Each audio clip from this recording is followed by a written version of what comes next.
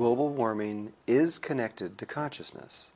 And that would take a long time to explain, but everything that happens on the Earth, the angle, the axis of the Earth, and our orbit around the Earth, all these things affect how we interpret the one reality that we were talking about.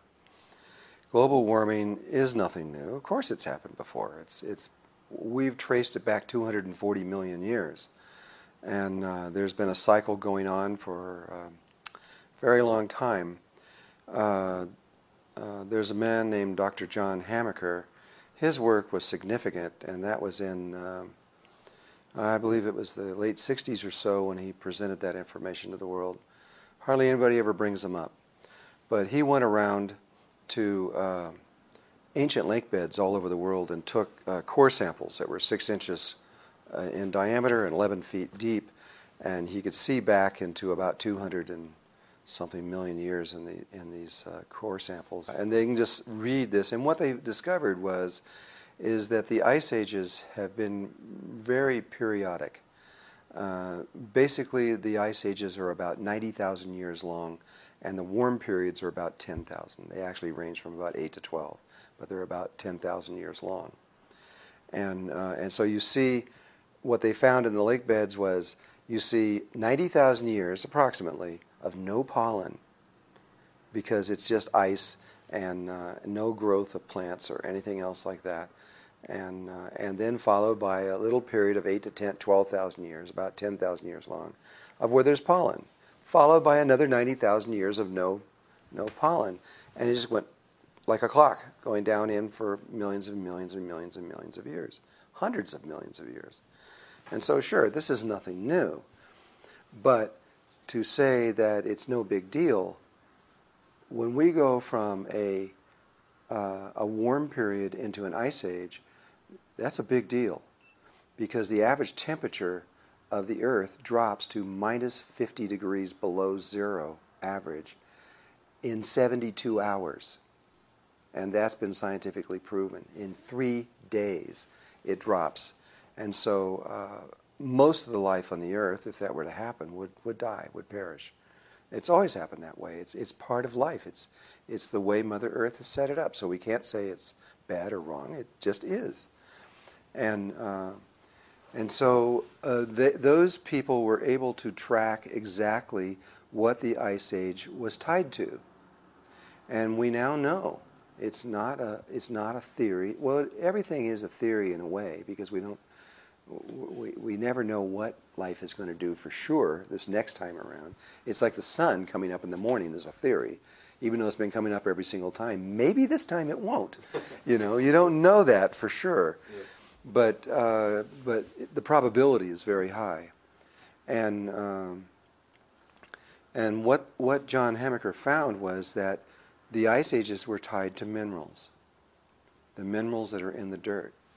When we can start on the end of an ice cycle.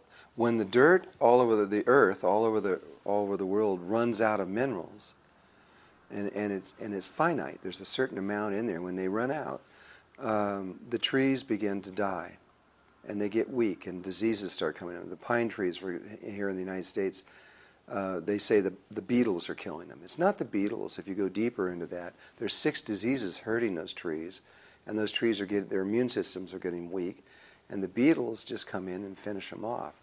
But if they were healthy, the beetles wouldn't be able to do this. And so, when the trees begin to die, the forest fires begin to happen, and every acre of trees, just an average acre of trees, holds 50,000 tons of carbon dioxide. And so when these forest fires move through millions of acres, it's releasing massive amounts of carbon dioxide into the air, which begins the greenhouse effect. So even if there was no people here on Earth at all, not any at all, this is still going to happen. And so the plant life holds all of this massive amount of carbon dioxide. As it dies and as it burns and goes into there, it goes back into the atmosphere, and that begins the greenhouse effect. We just happen to be adding to it. We're accelerating it. We're cutting several hundred years of our life off by what we're doing. We don't know exactly how much, but 300, 400, 500 years we may have been able to go longer. But because of what we're doing, we're bringing the ice age closer to us by adding more carbon dioxide into the atmosphere and other chemicals. At the end of the ice age, or at the end of the warm period, which is what we're at right now, we've been 10,000 years of warm.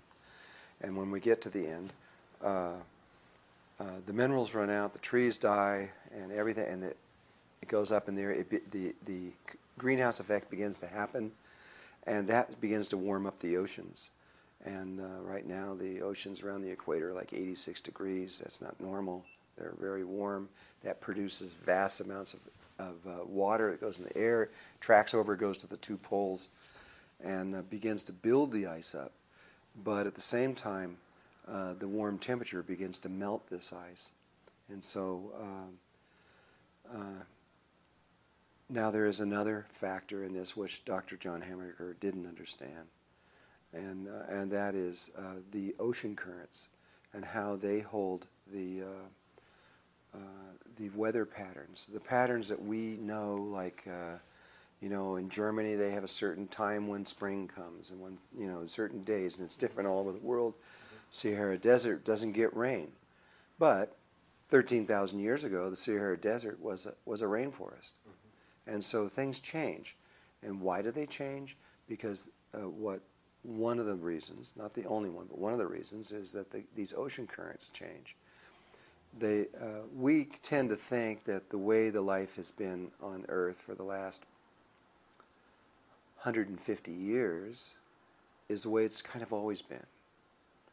But in fact, the climate that we're now living in is only 150 years old. That's it. Before that, we had an entirely different climate. And that was because the ocean currents in the 1300s slowed down in the Atlantic Ocean, causing what in history they call the Little Ice Age. And it was a temporary time of a drop in temperature because the ocean currents, which we'll explain in a minute, control these weather patterns, and it began to slow down. That causes, like in the United States, that causes the eastern seaboard to go extremely cold, and the west, where we are now, to go into a drought. And so you can begin to trace all kinds of things. When it went into the 1300s, by the 1770-something, when our country was, with George Washington was here, and you look at paintings of him going across the Delaware, you see these giant chunks of ice floating down the Delaware because we were in the middle of a mini ice age taking place. But it only lasted from 1300 to 1850. And then the currents kicked back in again, and we're back into a warm climate all over again. The Anasazi, which are another ancient group of people that lived here in the United States in the Four Corners area, they can't understand why they disappeared.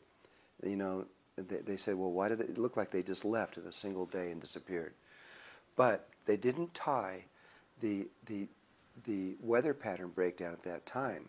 And what happened was there were 46 years without a drop of rain in this area. And they had no choice. All the underground aquifers and everything else dried up, and they had to leave. We could see from the satellites and from the things that the ocean current, especially the Atlantic Ocean current, was slowing down dramatically and had reached a stage of slowdown that was equal to the way it was in the 1300s, meaning that we would be followed by at least a mini ice age very quickly after that.